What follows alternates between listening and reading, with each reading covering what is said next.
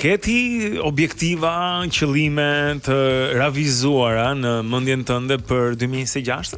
Kam disa qëllime deri diku të mëdha në thonjza, pra disa shina të mëdha që I kam vendosur vetes që kam dëshirë t'i kem arritur deri në fund të vitit që vjen, po unë më shumë vitet I mas me ndjesi se sa me qëllime të matshme dhe të arritshme, kështu që deri më tani, të paktën në vitet e fundit kur jam prezantuar dhe vetë me listën e qëllimeve vjetore, zakonisht I vendos në momentin që unë mendoj që okay, duhet ta arrij këtë gjë, papritur të jetë dhjetor apo janar, dhe mund t'i vendos vetes një afat kohor, por gjithsesi për këtë vit kam disa 2-3 qëllime të cilat kam dëshirë që deri në fund të vitit tjetër t'i kem arritur, por nuk jam shumë strikte te kjo pjesë me veten.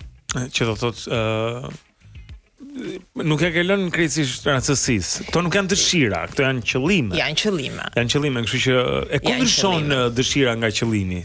Dëshira zakonisht është thjesht diçka që prodhon emocion kur ti e mendon, por nuk ka asnjë plan të mirëfillt se si do doje ta arrije diçka të caktuar. Qëllimi është që ti e di çfarë do të arrish, pra di finalen, dhe të mbetet të vendosësh rrugën. Pra, po. Është njësoj sikur ta dish që do shkosh në Korçë, duhet thjesht të vendosësh atë te GPS-i, rrugën të ta tregoj si shkosh. Kurse dëshira është dua të jem në një vend me të borë, po. Dëshira është dua të jem diku ku ti të qetë, ti të bukur dhe s'di asgjë tjetër. Interesante, por a është e rëndësishme ti vendosim këto qëllime apo është diçka që na limiton? Si është nga ana psikologjike? Si na ndihmon nga ana psikologjike ti vendosim këto objektiva në letër? Unë mendoj që është goxha personale. Gjithsesi të shkruarit gjërat, unë jam një fanse shumë e madhe, si të mirat si të këqijat, sepse në momentin që dalin nga ty, rreshtin së pasur një pushtet të fuqishëm mbi ty, qoftë emocional, qoftë edhe në një gjë që vazhdimisht vazhdon në kokën tënde.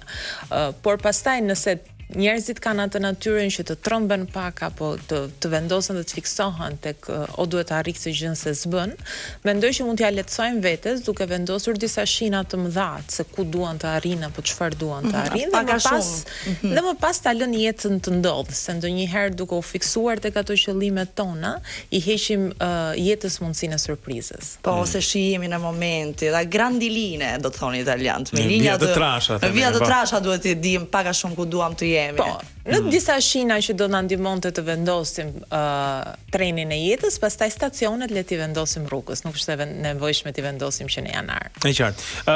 Por një që për shembull që ndodh është se shumë njerëz, përfshi edhe mua apo ne këtu, në fillim të vitit, duke qenë këto ditët e para apo nga fundi i vitit të vjetër, themi shiko, vitin tjetër do të lë duhanin, do të filloj palestrën, do të zakonisht kanë të bëjnë me shëndetin, këto janë më tipiket, po themi, po ose do të nisi një punë të re, ose këtë vit do martohem, mund të dikush tjetër, ndërkohë që s'ka akoma një të dashur. Edhe ndodh që nëse I pyet pastaj 12 muaj më vonë, ti thua, "Shama, le cigaren ata nezë dhe një." Domethënë, cigaren nuk e ka lënë, palestra nuk e ka filluar. Çfarë ndodh? Pse ndodh kjo që ne zotohemi, por nuk mbajmë shumë shpesh? Shkodranët thonë majmë veten me gajret. Unë mendoj që kur njeriu do të përmirësoj jetën e tij, nuk ka rëndësi data. Nëse do ta nisësh palestrën, mund ta nisësh dhe një të mërkur gushti. Nuk është nevojshme të jetë një hënë shtatori apo janare. Nëse do ta lësh cigaren, e le tani. Ose e le në momentin që thua, okay, unë do ta le cigaren, dhe e le në momentin që e thua. Nuk lihen apo nuk planifikohet shëndeti me përpara. Ne të gjithë e dim që shëndeti është shumë I rëndësishëm dhe dëmi që ne I bëjmë vetes nëpërmjet veseve tona të këqija është I vazhdueshëm. Nuk është se nëse ne I themi vetes që në janar do le cigaren, deri në janar cigaria s'do na dëmtoj. Nuk do na bëj asgjë. Kështu që kjo nevoja jon për t'i vendosur ca qëllime në janar është se zakonisht ai dhjetori me atë frymën festive na jep këtë dëshirën që okay, dua të bëj më mirë, dua të jetë më mirë. Është optimist dhjetori nga natyra. Janari nga ana tjetër është krejt e kundërta. Janari njihet si janari blu. Në mes të janarit është një nga ditët që shënon numrin më të lartë vetvrasjeve në botë etj, sepse është I rënduar emocionalisht. Që vjen pikërisht sepse I kemi vënë kaq shumë qëllime janarit, I kemi vënë kaq shumë mbi shpatulla dhe kur kalojnë ai 10 ditë çipar, ikin nxixat, fillojnë ikin zbukurimet e gjitha me radhë, ne kuptojmë që prit se s'po bëjmë asgjë. Dhe kjo pesha që I kemi vënë vetes na kthehet në bumerang, na kthehet vendoset në diçka që na lodh në vend që të na ndihmojë. Ndërkohë që nëse vërtet duam të përmirësojmë jetën tonë, nuk ka rëndësi të vendosim një kohë. E vërtet, po, doja që nëse mund ta analizojmë pak më gjatë, këtë faktin që ne një vendim pozitiv për veten e spostojmë në kohë. Pra themi unë do ta lë cigaren apo unë do ta filloj palestrën me datë 1 janar, ndërkohë që data mund të jetë 4 dhjetor tani. Pra, ti thua do ta bëj këtë gjën, por ose javës tjetër do filloj, muajin tjetër do filloj, kur të jetë data 1. Pikërisht kjo që po thoshe ti tani, pra kjo shtyrja në kohë, çfarë është kjo në terma psikologjik?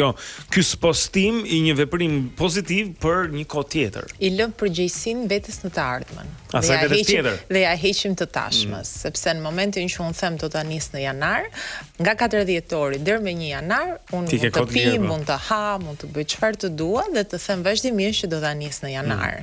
Dhe pastaj në janar mund ta nis, patjetër që mund. Ka shumë njerëz që nisin në janar dhe e lënë në shkurt. Sepse thjesht ja bëjmë vetes, i thon vetes bravo, e bëre. Ka shumë të tjerë që e nisin vërtet dhe e vazhdojnë, siç ka shumë të tjerë që nuk e nisin kurrë. Por ajo shtyrja në kohë është dhe shtyrja e përgjegjësisë. Po nuk është shenjë mirë. Domethënë nëse ti e shtyn përgjegjësinë në kohë. Asnjëherë nuk është shenjë mirë shtyrja na e kanë mësuar që në klasë të parë, punën e sotme mos e lër për nesër. Procrastination. Po një sekond, sepse nuk është vetëm shtyrja, ajo është një fillim i ri i mbar në një moment të ri. E kupton? Tani palestrën është mëngjes, është dita e parë. Po më djeg biseda se palestrën unë ashtu e kam menduar në dhjetor. Do ta filloj tani. Është dita e parë e vitit dhe unë nuk dua të jem pesimiste, po e vërteta është që asnjëri nga ne s'e ka të garantuar nesër. Edhe pse të gjithë kemi vënë zilen për nesër, asnjëri nga ne nuk e ka të garantuar. Dita e parë, fillimi i ri, është çdo ditë. Çdo ditë që ti zgjohesh dhe lind dielli është një ditë e parë dhe është një fillim i ri. Në mos është një javë e re, është ku diun, një cikël i ri hënor. Ka gjithmonë diçka të re që po ndodh, nëse ne duam të kapemi tek e reja për të marrë energjinë e të re. E kuptoj këtë ndjesinë që do e nis në janar, që të nis me energji të re, mos të kem energjinë e vitit që shkoi. Por mund ta nisësh në dhjetor dhe të jetë viti jot i ri. Sepse doat një imazh që ti po më thoshe një ditë këtu vitin e kaluar. Vjet. Po, edhe një shprehje, do e lidhe me një shprehje që unë e kam përdorur edhe këtu në emision shumë herë se kam shumë të dashur, por nga Seneca, që thot budallënt janë gjithmonë duke u bërë gati të jetojnë. Pra po bëhen gati të jetojnë dikur tjetër. Do të fillojnë, thot ai, dhe ai imazhi që po më tregoje ishte i një muri që dikush donte ta stivonte tullat në mënyrë perfekte, ndërkohë që dikush tjetër u ngjit me një pirg shkatarraj tullash dhe e kapi atë që donte të kapte.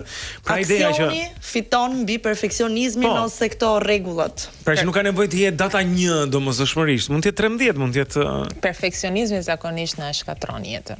Po, e vërtetë. Është një nga gjërat kryesore që i sill njerëzit në terapi. Fiks këtë po i thoja Blendit atë ditë që fiton aksioni, fiton gjithmonë, ajo kap çastin. Përse just do it. Po, populli unë e ka në shprehjen sa të mendohet i mençuri, budallai mbaron punë dhe si fillim duhet ta bësh, e rregullon më vonë. Është njësoj si ky imazhi që ai ka bërë atë pirgun aty dhe ka arritur ta kapi. Rrugës pastaj duke zbritur mund ta rregullojë atë pirgun dhe ta kthej nga një pirg në një mur të shëndetshëm.